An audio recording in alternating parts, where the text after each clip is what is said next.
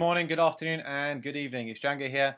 I hope you're having a nice day and you're not getting too many withdrawal symptoms from your detox. Now, just bear with it. I know it's difficult, and it can take up to about depending on your current lifestyle or the lifestyle you have been living, it can take you maybe 2 days, 3 days, 4 days, 5 days. It all depends on how quick your liver can detox the current toxins that are stored in your body, and so you can get rid of these withdrawal symptoms and these coffee withdrawal headaches. Okay, so just bear with it, guys. So, wanted to quickly help you understand. So, by looking at your body, it gives us clues where we're not functioning hormonally properly. Or let's rephrase that. So, if you look at your body, it can tell you, it can give you clues on what's going on inside hormonally and where you carry fat. So, for example, if you, for example, have a lot of stress in your life and you're constantly bombarding your adrenals, which are based in your brain, so you're producing too much cortisol, which is the stress hormone, you're more likely to store fat around your abdomen, so around your belly button region. So if you, for example, exercise loads, you eat really well, you've got slim arms, you've got slim legs, but you just can't seem to shift your belly fat, it's probably because you're highly stressed and you might need to reduce that stress levels. Another way you could be storing fat is if you're estrogen dominant, means if you have too much dairy, too much booze, and your liver's not been effectively detoxifying the estrogen levels in your body, uh, you store or you accumulate more fat around your hips and around your legs. So you need a specific protocol to get rid of that.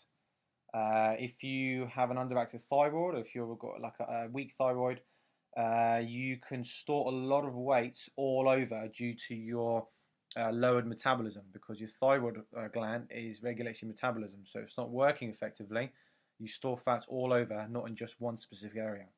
And lastly, if you've got a toxic liver which is congested from years of abuse, it's going to make it incredibly difficult for you to lose fat, which is what I'm going to be talking about in this video today. But if you want to find out more about estrogen, thyroid, or reduced stress levels, we cover all of that in depth in my Project You Experience. So moving on. So your liver is pretty much your fat pumping organ because it helps regulate your hormones and also helps produce the correct fat burning hormones. And lastly, it helps produce bile, which helps excrete toxins through your digestive system. So if the liver isn't effectively working, all right, it causes a cascade of hormonal problems. It affects your thyroid, and it doesn't allow you to burn fat, because all you're doing is storing fat in your fat cells. Okay, and so there are two sides to detoxing. The first side is to reduce the toxins that your body is exposed to. All right, and how do we do that? Is basically by cutting out caffeine, cutting out alcohol, cutting out gluten, cutting out wheat. Obviously, you're not going to be cutting these out for the rest of your life. You're just cutting out for 7 days or longer if you prefer to. Okay, and by doing so, you allow the liver to start doing its job right, which is why you'll be getting these headaches, low energy levels, and cravings. But by doing so, you're going to have the complete opposite effects with increased energy levels, better mood, better sleep, and obviously reduced weight, because your liver is like I said, your fat pumping organ, which is going to help remove fat from your body. Okay, and also helps, or number two, sorry, is to help improve your body's ability to detoxify. So by detoxifying, it helps increase our metabolism. So by removing toxins, it helps our cells to run more efficiently. All right. So when you clean up your diet, basically, it has a cascade, or it cascades onto our organs, making everything run more effectively. So when the liver does not function properly, toxins that we are exposed to accumulate in the body, which pretty much is our organs and our fat cells. So the effect of that could be being edgy, easily stressed, your skin irritations, sleep difficulties, indigestion, kidney damage, chronic fatigue, weight gain, obviously, blood sugar issues, and also allergies, and also obesity as well, which I forgot to put in there. So you must remember you're only as healthy as your cells.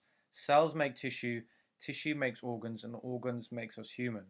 So you can think of your body as like an engine. So if your engine is squeaky clean, you're not going to have any problems. But if your engine is rusty, there's crap everywhere, it's not been cleaned for a while, it's not been lubricated for a while, okay, it's going to have a knock-on effect on your appearance and where you store fat. So, obviously we started the detox, but we can aid that detox by doing a few important things. So, perspiration. As if you didn't know, right, our skin is actually an organ. It's the biggest organ on the body, or on our bodies. So, as you lose weight, or not lose weight, sorry, as you detoxify, right, our fat cells open up and our organs release stored toxins. And what happens to these toxins? They actually accumulate under our skin, which is why it's very important to exercise. And it's also very important to jump into saunas or infrared saunas. And what this does, it allows us to increase or speed up the detoxification process by sweating it from our skin. Simple as.